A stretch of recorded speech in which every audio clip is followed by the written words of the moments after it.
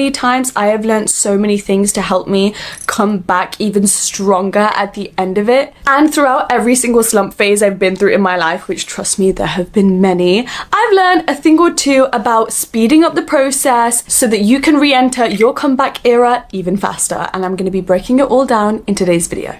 I've done so many watch this when videos. It's a series on my channel. If you've never seen any one of these videos before, you can check it out here. These videos are all about you just quickly putting it on. It's a quick video to just give you some hope, some motivation to uplift you out of whatever negative emotion or feeling or phase you might be experiencing right now. And today's is all about when you're in your slump phase and you don't quite have the motivation or the hope or the discipline to get back on your feet. But trust me, you are going to have that motivation once you're finished. In this video, I'm going to be giving you guys 7 tips and reassuring facts that will give you the energy resurgence that you've been looking for. Okay, here we go. 7 facts for whenever you're in a slump.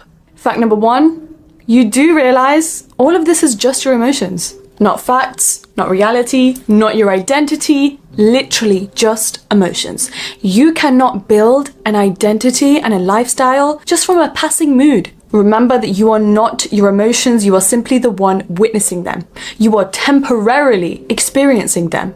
It does not define you, it does not define your capabilities, it does not define what your life needs to look like right now. So no, you're not in a slump because you're lazy, or you're not smart, or you're not capable, or you're not motivated. You're literally feeling low. Maybe you're tired, you're exhausted, maybe you're stressed, maybe you're just feeling a little bit overwhelmed. All very normal. It is part of a regular, normal human life to experience the full range of human emotions. That includes negative ones too. I learned this the hard way, but sometimes being in a prolonged slump state is because you're in a committed relationship with your emotions, instead of choosing which ones align, which ones don't, and which ones you want to pay attention to set the tone for your entire day. Remember that the longer that you fixate on an emotion, how bad, negative, unproductive it may be, and that it needs to be fixed, the more that you're spiraling into experiencing and living through that emotion because you're so stressed about it, because you're focusing on it so much, because you're convincing yourself that it just needs to leave already. It is not your responsibility to be in the exact same state every single day, to be feeling happy emotions all the time. Nobody else is putting that pressure on themselves. You shouldn't either. You are finally going to be able to feel your true power when you stop over-identifying with every single emotion that you feel. So instead of saying, I am anxious, you can just turn that to, I'm feeling some anxiety right now. That's what's passing through my body. Because that's when you truly remind yourself, this isn't me. This isn't definitive of what I'm able to do. This is just a temporary moment in time where my emotions are heightened and that I have different needs to what I'm normally doing. This is my time to rest. This is my time to be more gentle with myself. It's not about who you are and what you can do. It's about what your energy needs. Simple as, nothing more. And that leads us to 2. Guess what? You're just in a phase. Slumps feel permanent when you've been absorbing so much of that stress and emotion that you tend to forget this is literally just a temporary phase of my life. It's when you start to assign meaning to something that is so normal and so temporary, that is literally just a passing moment in your life that has been designed to tell you you need to change something, or you need to slow down, or you need this time to rest, recharge, and think of new ideas.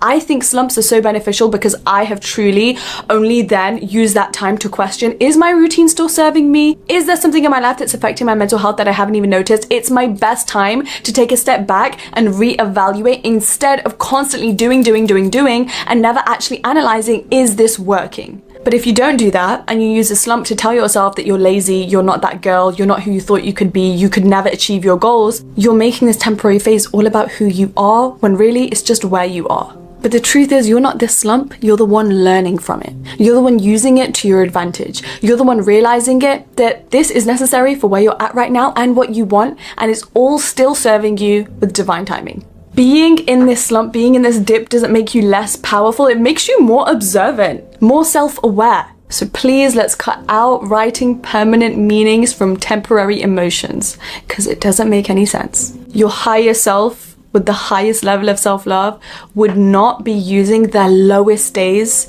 their temporary sad moments, and using that to define who they are. And the best part of it is, once one phase ends, another one starts. And you get to decide how you spend the slump that will then define what the next phase is going to be. Are you going to start new rituals? Are you going to decide to set up a new action that you don't normally do in the morning that's then going to define the next phase you move on to? Not one that's worse, not one that's filled with even more stress and demotivation, but one that's filled with thoughts, emotions, a mindset, and a lifestyle that you could have never imagined before, all because you use that time to be self-aware and make decisions your normal, busy, productive self wouldn't have had the chance to do.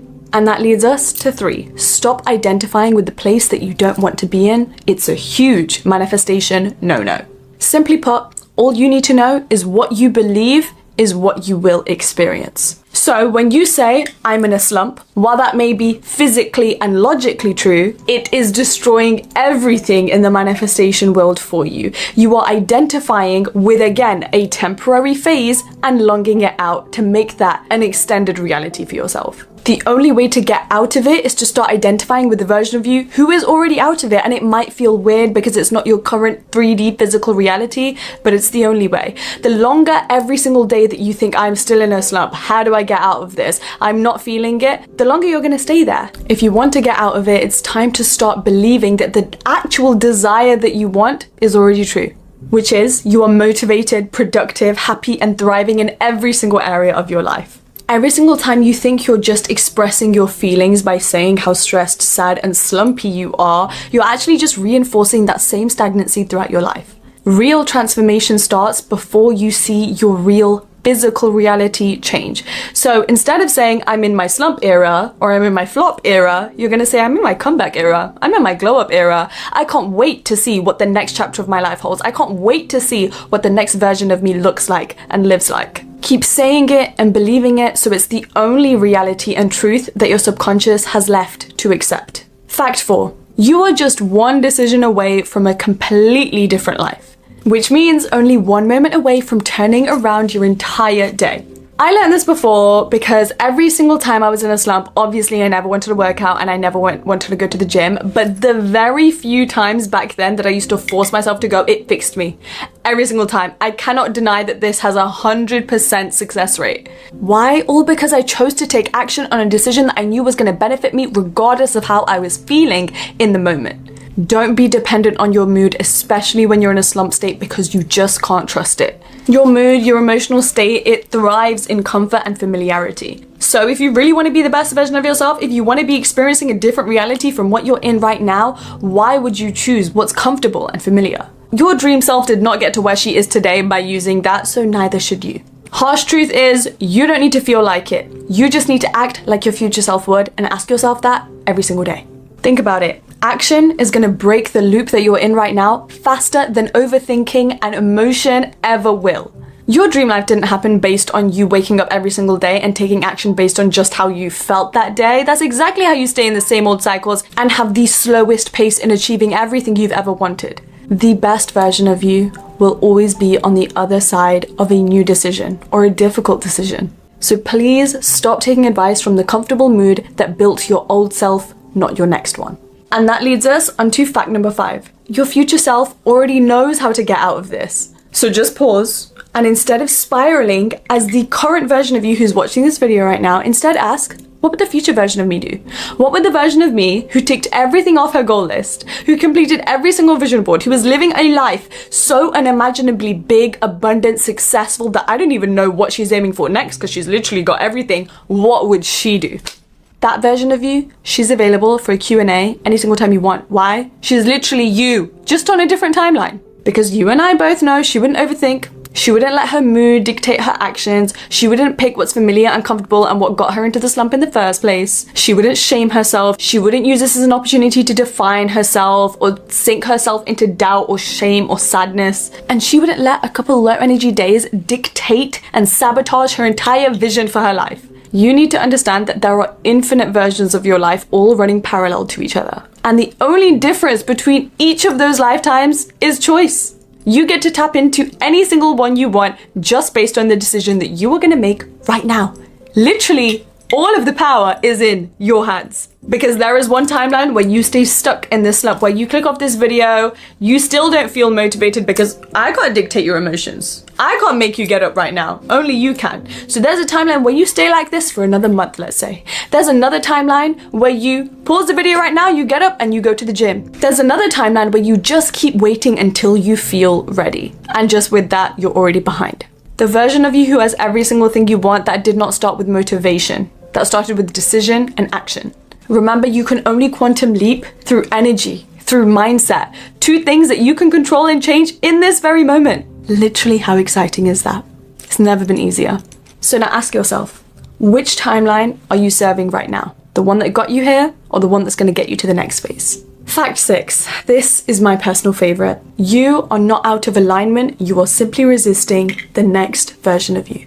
This stuck, slumpy feeling that you're in right now is simply friction between the current version of yourself and the next version of yourself. It's your mind, it's your heart, it's your emotions clinging onto comfort and familiarity in every single thing that you've ever been and felt and experienced, trying to prevent the new version of you who's already breaking through but feels so scary and new and unfamiliar that you just feel stuck.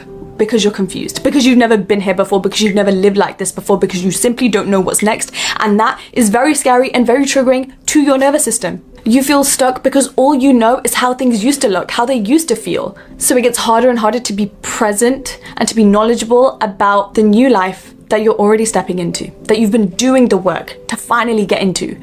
This slump and this stuck feeling ends the second that you stop thinking about the past, clinging to it, wanting familiarity or ease, okay? The next version of yourself, there's gonna be doubt at the beginning. There's gonna be uncertainty, there's gonna be stress, there's gonna be unpredictability, and with that comes fear and anxiety. That is all natural. But what matters is, you're there. You finally shed the old version of yourself, the one that you got the most out of. You took advantage of everything you were given, and now you're stepping into a new version of yourself and a new lifetime. Remember, growth never feels familiar.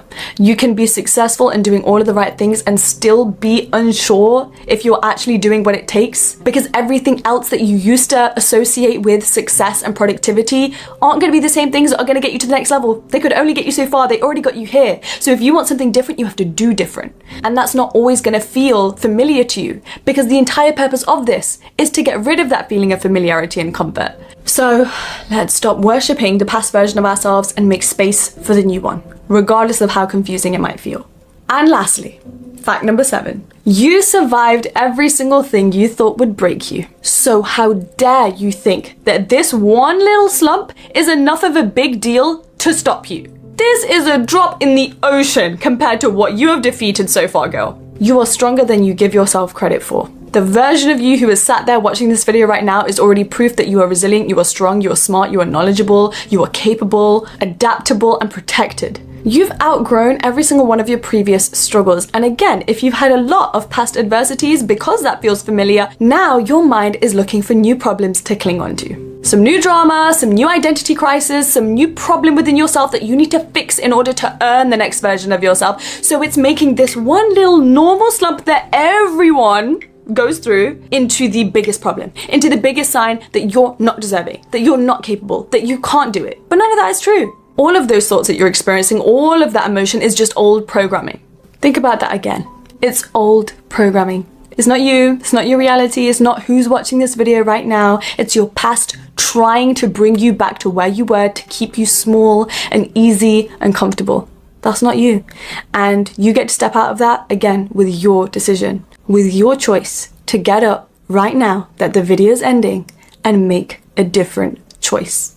I know you got this. You know you got this. It takes one new decision in this very moment to get out of this phase and onto the next one. So go